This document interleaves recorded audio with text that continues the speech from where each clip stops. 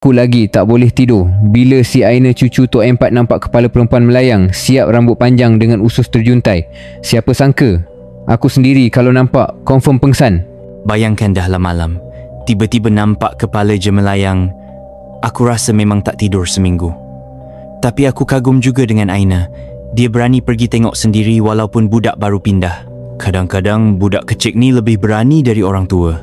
Lepas kejadian malam tu, kampung memang gempar. Barang-barang pelik jumpa kat rumah Maksum, botol darah, uri kering, lilin hitam. Bila Maksum kena soal, dia akhirnya mengaku sebab sebenar. Aku terkejut betul bila dengar pengakuan dia. Rasa bersalah sebab gagal sambut kelahiran.